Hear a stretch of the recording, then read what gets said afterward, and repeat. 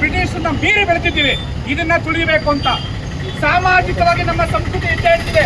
ಒಂದು ಜಾಗದಲ್ಲಿ 66 ಕೋಟಿ ಜನಗಳು ಸೇರುವಂತ ಯಾವ್ದಾದ್ರು ಸಂಸ್ಕೃತಿ ಈ ಪ್ರಪಂಚದಲ್ಲಿ ಇದೆಯಾ? ಇಲ್ಲ. ಅದು ನಮ್ಮ ರಾಷ್ಟ್ರ ತೋರಿಸ್ತು. ಆರ್ಥಿಕವಾಗಿದ್ದೀವಿ, ಸಾಂಸ್ಕೃತಿಕವಾಗಿ ಬೆಳೀತಾ ಇದ್ದೀವಿ. ಮತ್ತು ನಮ್ಮ ಯೋಗವನ್ನ ಒಂದು ರಾಷ್ಟ್ರನ ವಿರೋಧ ಮಾಡದಂತೆ ವಿಶ್ವಸಂಸ್ಥೆಯಲ್ಲಿ ಎಲ್ಲಾ ರಾಷ್ಟ್ರಗಳು ಒಪ್ಕೊಳ್ತು. ನಮ್ಮ ಸಂಸ್ಕೃತಿಯನ್ನು ಬೇರೆ ವಿಶ್ವಸಂಸ್ಥೆಗೆ ತೋರಿಸ್ತಾ ಇದ್ವಿ. ಹಾಗೆ ಒಂದು ನಮ್ಮ ರಾಷ್ಟ್ರದ ಭಾಗವಾದ ಜಮ್ಮು ಕಾಶ್ಮೀರನಲ್ಲಿ ಜನಗಳನ್ನು ಕೊಂದು ಒಬ್ಬ ಮಾಜಿ ಸೈನಿಕರ ಹೇಳ್ತಾನೆ, ಇಲ್ಲಿ ಜನಗಳನ್ನ ಕೊಂದು ಬದುಕ್ತಾ ಇದ್ದಾರೆ ಅಂತ. ಮತ್ತೆ ಕಲ್ಲು ಏಟಿನಿಂದ ಗುಂಡು ಏಟಿನಿಂದ ಸಾಯ್ತಿದ್ದು ಅಂತ ಒಂದು ರಾಜ್ಯದಲ್ಲಿ, ಜಮ್ಮು ಕಾಶ್ಮೀರದಲ್ಲಿ, ಆ ರಾಜ್ಯವನ್ನ ಒಬ್ಬ ವ್ಯಕ್ತಿ ಅವರು ಮೋದಿ ಅಂತ ಅವರು ಬಂದು ಹೇಗೆ ಬದಲಾವಣೆ ಮಾಡ್ತಾರೆ ಅನ್ನೋದನ್ನ ಒಂದು ಚಿತ್ರಣ ನಿಮ್ಗೆ ಹೇಳ್ತೀನಿ. ಯಾವ ಒಬ್ಬ ವ್ಯಕ್ತಿ ಇನ್ನೊಬ್ಬ ವ್ಯಕ್ತಿನ ಕೊಂದು ಬದುಕ್ತಾ ಇದ್ರು, ಆ ಜಾಗದಲ್ಲಿ ಒಳ್ಳೆ ಪ್ರವಾಸಿ ವಾತಾವರಣ ಜಾಸ್ತಿಯಾಗಿ, ಟೂರಿಸ್ಟ್ಗಳು ಜಾಸ್ತಿಯಾಗಿ ಬಿರಿಯಾನಿ ತಿನ್ನೋ ಪರಿಸ್ಥಿತಿ ಬಂತು.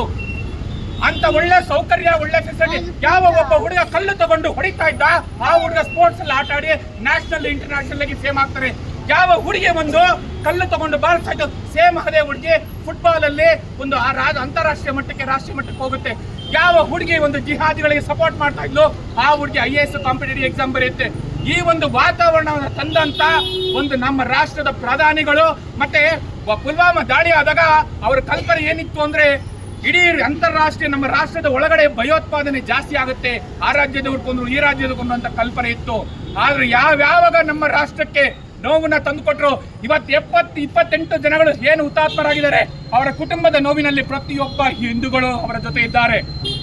ಹಿಂದೂಗಳ ಅತ್ಯಾಚಾರ ಬರೀ ನಮ್ಮ ರಾಷ್ಟ್ರದಲ್ಲ, ಬಾಂಗ್ಲಾದೇಶ ಪ್ರತಿಯೊಂದು ಕಡೆ ಆಗ್ತಾ ಇದೆ.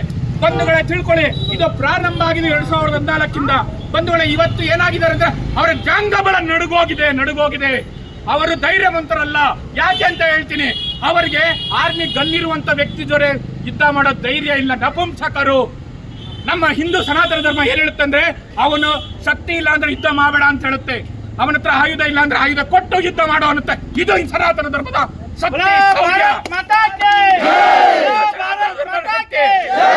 ಚೌಹಾನ್ ಅವನು ಹೇಳ್ತಾನೆ, ನಿನಗೆ ಶಕ್ತಿ ಇಲ್ಲ, ಹೋಗು, ನೀನು ಗಟ್ಟಿ ಆಗ್ಬಾ, ಆಮೇಲೆ ನಾನು ಯುದ್ಧ ಮಾಡ್ತೀನಿ ಅಂತ. ನಿನ್ನ ಅಸ್ತ್ರ ಇಲ್ಲ ಅಂದ್ರೆ ಅಸ್ತ್ರ ಕೊಟ್ಟು ಯುದ್ಧ ಮಾಡ್ತಾರೆ. ಇವರು ಮಾಡಿದ್ದೇನು? ನಪುಂಸಕ. ಇವತ್ತು ನಮ್ಮ ರಾಷ್ಟ್ರವನ್ನ ಒಂದು ಜಮ್ಮು ಕಾಶ್ಮೀರ ಅಂತ ಭಯೋತ್ಪಾದಕ ಅಂತ ರಾಜ್ಯದಲ್ಲಿ 20 ರಾಷ್ಟ್ರಗಳು G20 ಅಂತ ಅಲ್ಲಿ ಒಂದು ಸಭೆಯನ್ನ ನಡೆಸಿ ಪ್ರಪಂಚಕ್ಕೆ ಒಂದು ದೊಡ್ಡ ಮೆಸೇಜ್ ಕೊಡ್ತಾರೆ. ಜಮ್ಮು ಕಾಶ್ಮೀರ ಸುರಕ್ಷಿತವಾಗಿದೆ.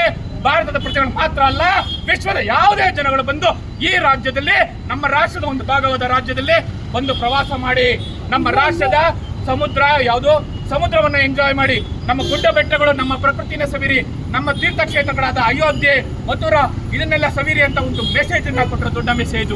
ಇದು ಅವರ ಜಂಗಬಲವನ್ನು ನಡೆಸಿದೆ. ಬಂಧುಗಳೇ, ನಾವು ಆರ್ಥಿಕವಾಗಿ ಸಬಲರಾಗಿದ್ದೇವೆ, ಸಾಂಸ್ಕೃತಿಕವಾಗಿ ಸಬಲರಾಗಿದ್ದೇವೆ, ಸಾಮಾಜಿಕವಾಗಿ ಸಬಲರಾಗಿದ್ದಾರೆ.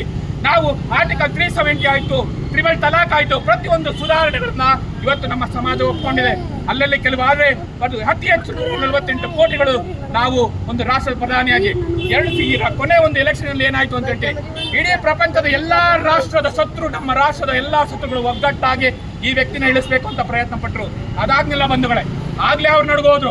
ಅವತ್ತಿನಿಂದ ಪ್ರತಿದಿನ ಅವರನ್ನು ಹತ್ಯೆ ಮಾಡಬೇಕು ಅಂತ ನಮ್ಮ ರಾಷ್ಟ್ರದಲ್ಲಿ ಹಿಂದೂ ಗಲಭೆಗಳನ್ನು ಎಬ್ಬಿಸಬೇಕು ಅನ್ನೋದನ್ನ ಸತತ ಪ್ರಯತ್ನ ನಡೀತಾ ಇದೆ ಬಂಧುಗಳೇ.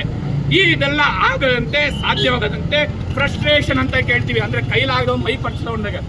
ಎಲ್ಲಾರು ನೋಡಿದಿರಾ, ಒಬ್ಬ ವೀರ ಆದ್ರೆ, ಅವನು ಗಂಡಸೆ ಆಗಿದ್ರೆ ಶತ್ರುಗಳ ಜೊತೆ ವೆಪನ್ ಇರೋನ್ ಜೊತೆ ವೆಪನ್ ಹೋರಾಟ ಮಾಡ್ತಾನೆ. ಇದು ಹೇಡಿಯ ಕೆಲಸ. ಈ ಬಂಧುಗಳೇ, ಇವತ್ತು ಯಾವಾಗ ನಮ್ಮ ರಾಷ್ಟ್ರದಲ್ಲಿ ನಮ್ಮ ಐಕ್ಯತೆಯನ್ನು ಹೊಡಿಬೇಕು ಅಂತ ಪ್ರಯತ್ನ ಪಟ್ಟಿದ್ದಾರೆ, ಇದು ಸನಾತನ ಧರ್ಮದ ಶಕ್ತಿ, ಹಿಂದೂಗಳ ಶಕ್ತಿ. ಅವರು ಒಗ್ಗಟ್ಟಾಗಿದ್ದಾರೆ ಹೊರತು ಯಾವತ್ತೂ ಬೇರೆ ಆಗಿಲ್ಲ. ಹಿಂದೂಗಳೇ, ಈ ಒಗ್ಗಟ್ಟನ್ನ ಪ್ರದರ್ಶಿಸಿ ಯಾವ ಒಂದು ಜಾಗದಲ್ಲಿ 60